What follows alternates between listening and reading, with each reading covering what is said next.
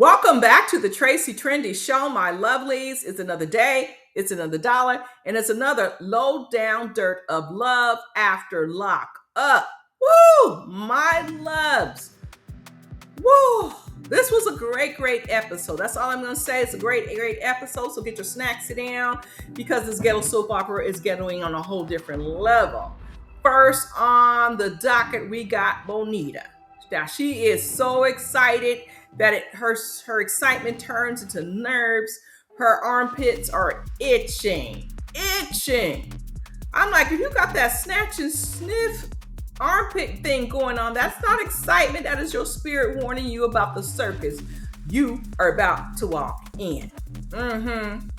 Now, because Gigi's on the other side of town, and she kind of, miserable because Moo Moo out. He out. He is on the prowl and doing what he does absolutely nonsense. He's doing his best, which is nothing. So they're talking. The producers are asking them about how their sexy times went.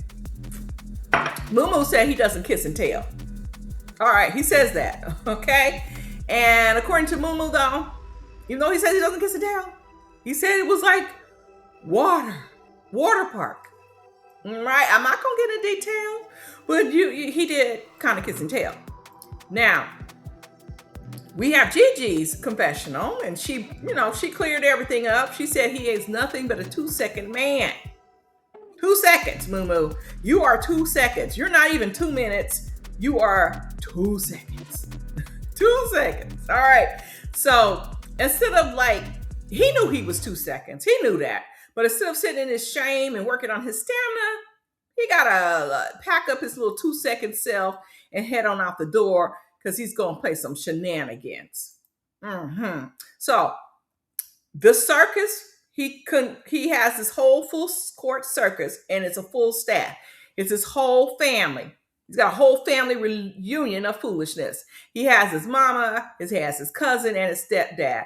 Fully booked, busy, and working overtime as unpaid extras in his little production of Unprovoked Effery. Now, they're all in the group chat plotting. So, the women don't know anything what's going on.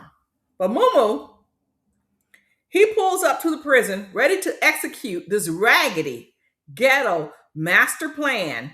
But he hits a snag. The man forgot his DOJ sneakers, Department of Justice sneakers. The raggedy things they give you. He's walking out there with Nikes. It can't happen. So now he has to pull off this mess. But how you gonna forget the sneakers? He should have packed all that stuff out, but he didn't.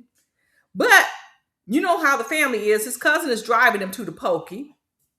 And I'm like, what in the Sanford Sun is going on in that backseat of that car? And luckily, it was a lot going on in the backseat of the car because that cousin came through in a clutch assist. He pulls up.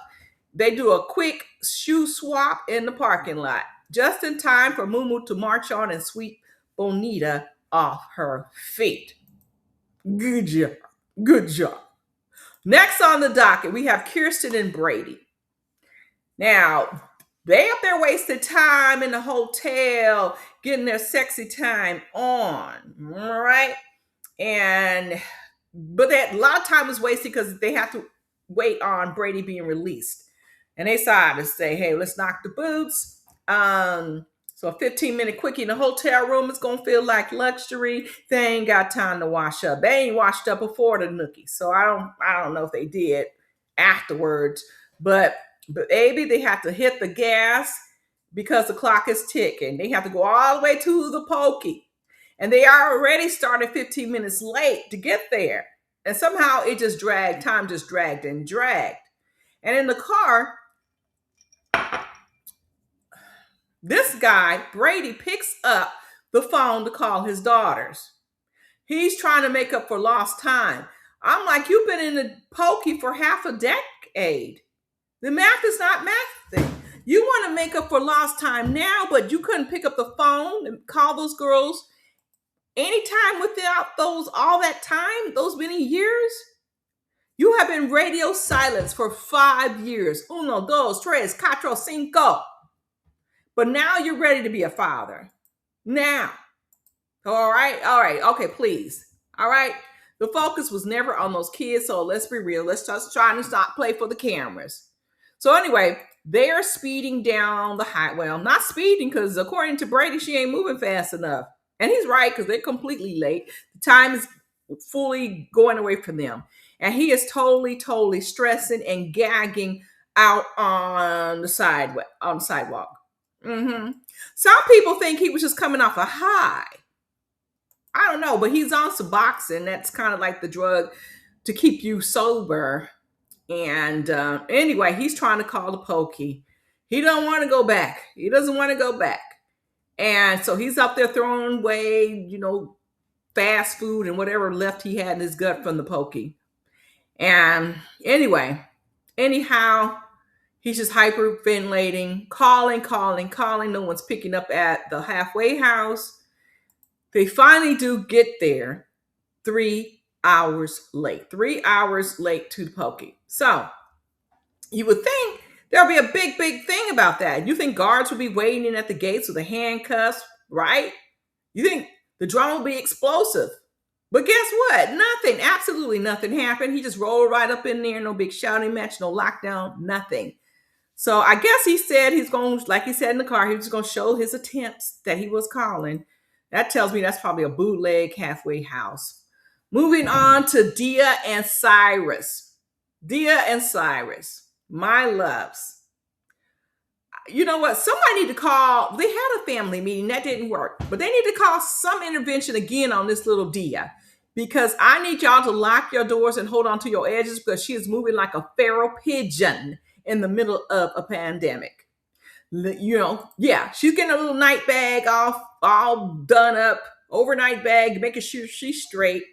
And I'm sure she made sure her man was straight. But my loves, those kids' bedrooms, I don't know what they look like, slave quarters. I don't know what that was. Did Chance go there and did his little handiwork? Taylor's Chance? I don't understand it.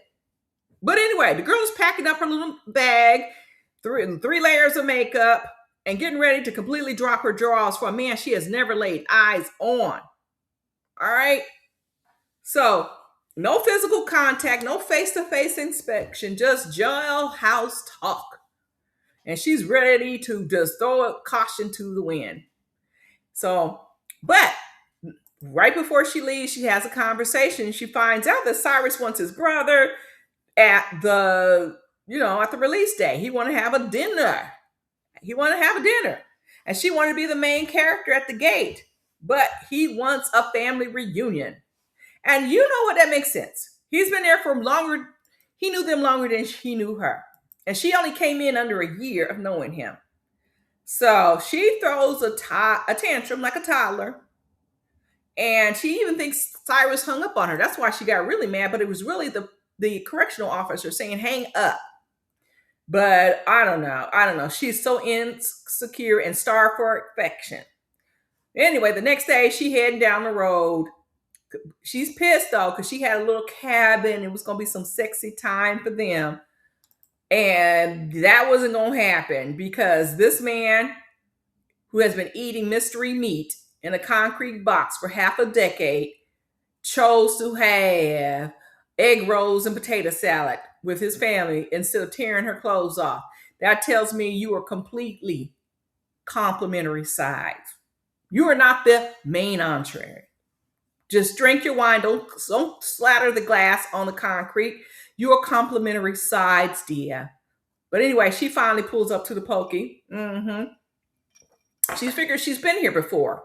It's pathological deja vu. Hits her like a freight train. She looks around and she realized she's been at this is the same parking lot. The same exact barbed wire, the same gates and everything that she picked up Dylan, that first felon. She is pretty much running a free Uber service for the Department of Corrections. She's the official post-prison chauffeur. Yes, she is. And she's waiting and counting down. Woo, woo, woo. This is the last penitentiary pickup she'll ever do. Something tells me that's a lie. But anyway, She's waiting. She shows us that she's got this guy's tattoo, his initials tatted on her finger. And I'm like, don't we all know that's the kiss of death by now? Don't we all know that? But maybe she got the initials only, not the whole government name. Maybe she can customize that in case it all goes downhill to something else. I'm just saying. But supposedly Cyrus has her name down too. But that's even more reason for the kiss of death of a relationship. But once Cyrus is released, this is the fuckery.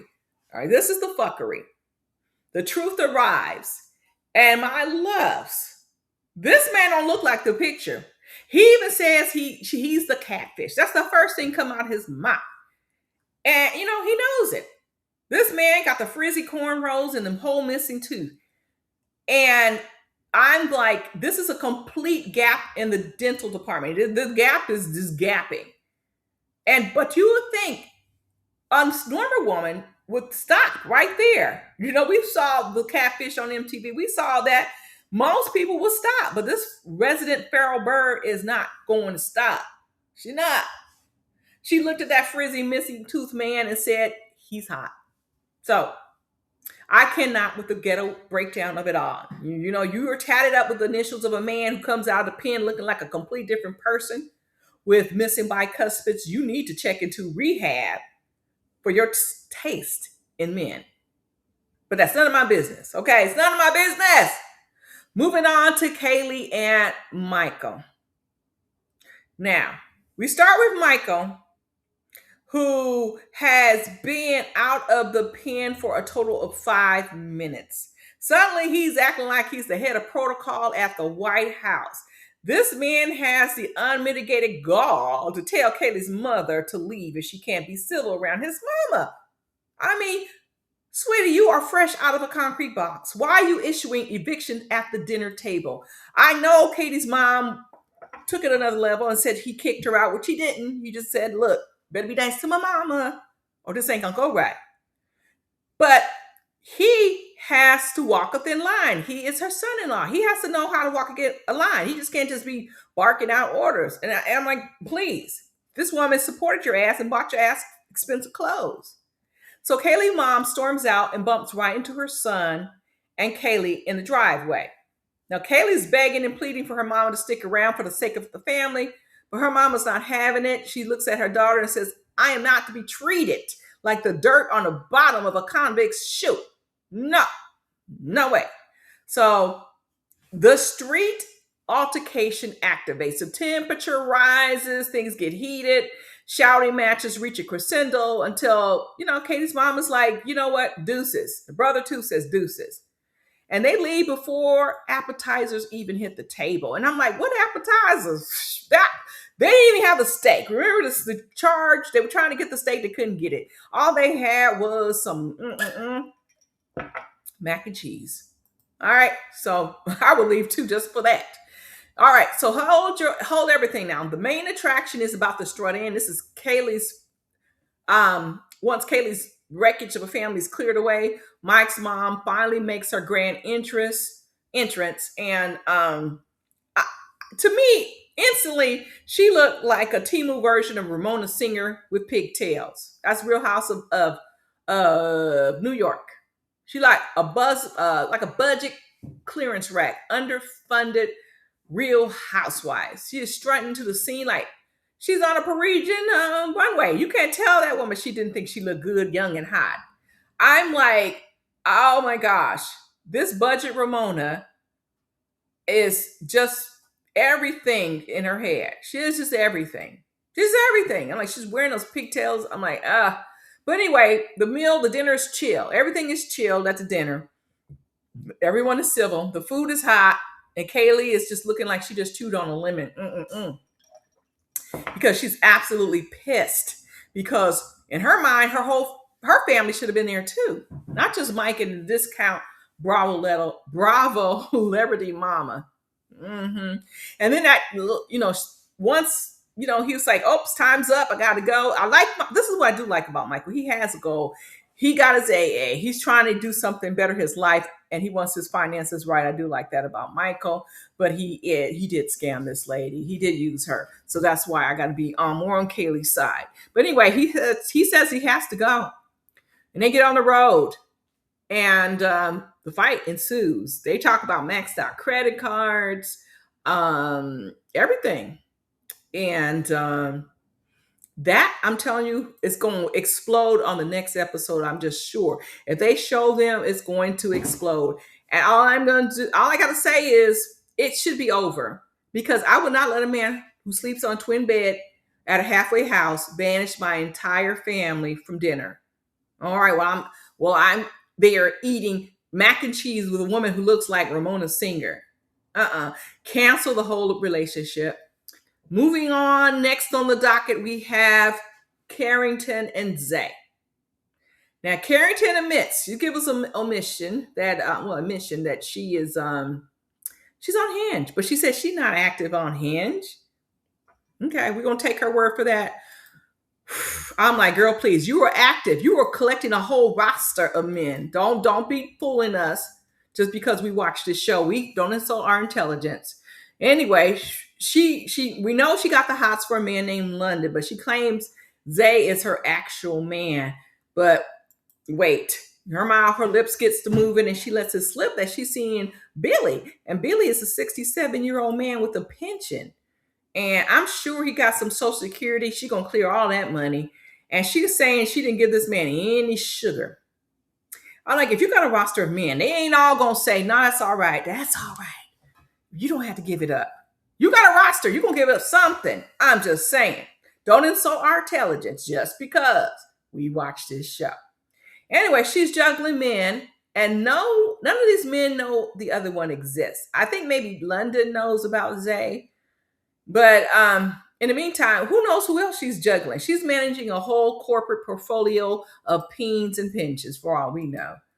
But the universe always humbles the wicked, child. She gets a text from her man, Zay. I got to emphasize this, from Zay. He says his parole was denied. And she calls up his sister, Carly, to get the real tea. And Carly's clearly knows the parole was denied, but she plays like she don't know a darn thing, and she slams the phone down. I'm like, why you gotta be so pissy? All right, that's not cute. And she just acting like a Pharaoh side character. And I don't understand why Carly, that's Zay's sister, is repping the other chick, the white crackhead for her brother. That's the other chick. She's white. That's the only way I can distinguish her. I don't know her name, but I'm like, why? That chick look like she owns something. And why would that? Anyway, I'm wondering, is she funding some operation? Is she giving them some money or something? Because the sisters are going hard for this chick. And we fast forward a whole month later, and Carrington's entire focus is getting Zay out of the pokey. But, honey, the prison records department dropped the bomb. He has 3 disciplinary infractions. They all got to get together. This is how those infractions work. The committee comes together. It's like 3 or 4 people in the committee. They look at each one. I've saw all those prison shows, Lockdown. I've seen all the shows. When the prisoners get an infraction, the committee comes together and decides, what is the punishment? What is the punishment? Rarely do they get, wipe away something. And he has 3, so I doubt they're going to wipe all 3 away. Even if they wiped out 1, he still has 2. He's still going to miss parole. But anyway, instead of accepting reality, she believes this somebody who contacts her via Zay to tell her if she pays him $100 for each infraction, that they will magically disappear.